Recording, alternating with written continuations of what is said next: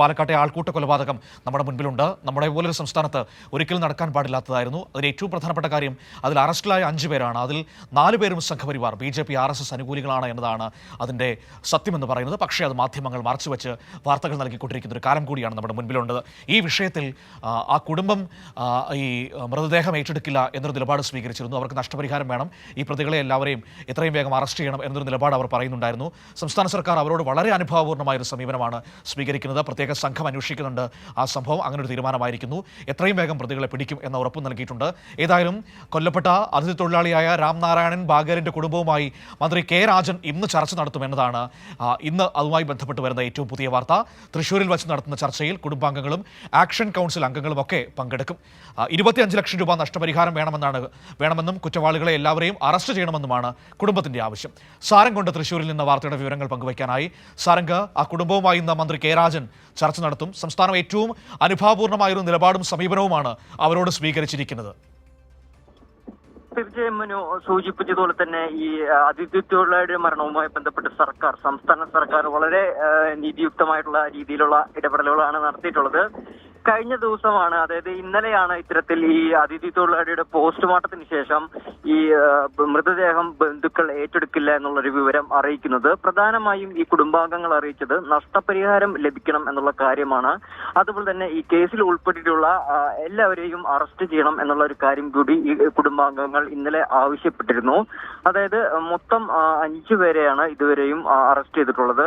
അതിൽ 4 പേരോളം RSS പ്രവർത്തകരാണ് എന്നുള്ളതാണ്, RSS BJP പ്രവർത്തകരാണ് എന്നുള്ളതാണ് ഒരു കാര്യം. ഇനിയും ആളുകൾ ഉണ്ടായിരുന്നു. അതായത് 10-ലധികം അല്ലെങ്കിൽ അത്രമാത്രം ആളുകൾ ചേർന്നാണ് ഈ പാലക്കാട് ബാളയാറിൽ വെച്ച് ഈ അതിഥി തൊഴിലാളിയായിട്ടുള്ള റാംമോഹൻ നാരായണൻ ബാഗേലിനെ മർദ്ദിച്ച് അല്ലെങ്കിൽ അതിക്രൂരമായി ആൾക്കൂട്ട ആക്രമണത്തിലൂടെ കൊലപ്പെടുത്തുന്നത്. അതിനുശേഷമാണ് ഇത്തരത്തിൽ ഈ അറസ്റ്റിലേക്ക് നീങ്ങുന്നതും. ബാക്കിയുള്ള ആളുകളെ കൂടി ഉടനെ അറസ്റ്റ് ചെയ്യണം എന്നുള്ള കാര്യം കൂടി ഇന്നലെ തന്നെ കുടുംബം അറിയിച്ചിരുന്നു. അതുപോലെ തന്നെ ഈ അതിഥി തൊഴിലാളിയുടെ കുടുംബാംഗങ്ങൾ ഒരു ദളിത് വിഭാഗത്തിൽ പെടുന്ന കുടുംബാംഗങ്ങളാണ്. അതുകൊണ്ട് തന്നെ ഈ SC/ST വകുപ്പുകൾ, അറസ്റ്റ് ചെയ്തവർക്കെതിരെ SC/ST വകുപ്പുകൾ കൂടി ചുമത്തണം എന്നുള്ള കാര്യം കൂടി കുടുംബം ഇന്നലെ ആവശ്യപ്പെട്ടിരുന്നു. 25 ലക്ഷം രൂപ ധനസഹായം നൽകണമെന്നാണ് ഇന്നലെ അവർ ആവശ്യപ്പെട്ടിരുന്നത്. അങ്ങനെ ഒരു സമവായ ചർച്ചയാണ് ഇന്ന് സർക്കാർ ഉദ്ദേശിക്കുന്നത്. അതിന്റെ ഭാഗമായിട്ടാണ് മന്ത്രി കെ രാജനുമായിട്ട് ഇന്ന് തൃശ്ശൂരിൽ ഒരു ചർച്ച നടക്കുന്നുണ്ട്. ഈ ചർച്ചയിൽ അതിഥി തൊഴിലാളിയുടെ കുടുംബാംഗങ്ങളും അതേപോലെ തന്നെ ആക്ഷൻ കൗൺസിൽ അംഗങ്ങളും പങ്കെടുക്കും എന്നുള്ള കാര്യമാണ് നിലവിൽ അറിയാൻ കഴിയുന്നത്. ഒരു രമ്യതയിലെത്തി അവർക്ക് വേണ്ട നഷ്ടപരിഹാരം നൽകാൻ തന്നെയാണ് സംസ്ഥാന സർക്കാർ തീരുമാനിച്ചിട്ടുള്ളത്. അതിനുശേഷം ഇത്തരത്തിൽ മൃതദേഹത്തിന്റെ ചിലവ് കൂടി, അതായത് ഈ മൃതദേഹം ഛത്തീസ്ഗഡിലേക്ക് എത്തിക്കുന്നതിന് വേണ്ട ചിലവുകൾ കൂടി സംസ്ഥാന സർക്കാർ വഹിക്കുമെന്നുള്ള ഒരു കാര്യം കഴിഞ്ഞ 2 ദിവസം മുൻപ് തന്നെ ഇത്തരത്തിൽ വിദ്യാഭ്യാസ മന്ത്രി V ശിവൻകുട്ടി ഉൾപ്പെടെ സൂചിപ്പിച്ചിരുന്നു. അത്തരത്തിലാണ് സർക്കാർ ഈ വിഷയത്തെ കൊണ്ടുപോകുന്നത്. എന്തായാലും അതിക്രൂരമായിട്ടുള്ള പീഡനമാണ് ഈ റാംമോഹൻ നേരിട്ടത് എന്നുള്ള കാര്യമാണ്. അതിക്രൂരമായ പീഡനമാണ് ആ മനുഷ്യനെ ഏറ്റുവാങ്ങേണ്ടി വന്നത്. പോസ്റ്റ്മോർട്ടം റിപ്പോർട്ടിന്റെ പ്രാഥമിക റിപ്പോർട്ട് പറയുന്നത് മർദ്ദനമേൽക്കാത്ത 1 ഇഞ്ച് സ്ഥലം പോലും ആ മനുഷ്യന്റെ ദേഹത്ത് ഉണ്ടായിരുന്നില്ല എന്നാണ്. അത്രമാത്രം. ആ വീഡിയോ നിങ്ങൾ കണ്ടിരുന്നില്ലേ?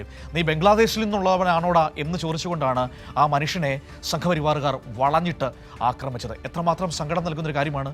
എന്തൊക്കെയാണ് ഇവരെയൊക്കെ ഇങ്ങനെ ചെയ്യാൻ പ്രേരിപ്പിക്കുന്നത്?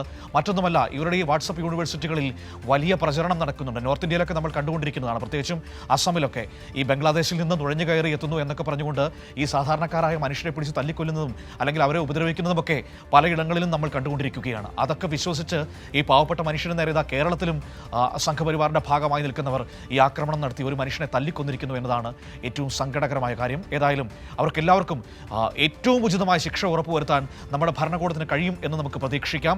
ഏതായാലും ആ കുടുംബത്തിൻ്റെ സങ്കടത്തോടൊപ്പം നിൽക്കാൻ നമുക്ക്, കാരണം അവർ നമ്മളെപ്പോലെ തന്നെ മനുഷ്യരാണ്. ഇപ്പോൾ വേറൊരു നാടാണെന്നല്ലേ ഉള്ളൂ, എല്ലായിടത്തും ജീവൻ ഒരേ വില തന്നെയല്ലേ ഉള്ളത്. സംഘപരിവാറിൻ്റെ ഭാഗമായി നിൽക്കുന്നവർക്ക് അതൊന്നും ഒരു പ്രശ്നമായിരിക്കില്ല. അവർക്ക് എങ്ങനെയും കുത്തിത്തിരിപ്പുണ്ടാക്കുക എന്നതാണല്ലോ ചെയ്യാൻ പറ്റുന്ന ഏറ്റവും വലിയ കാര്യമെന്ന് പറയുന്നത്.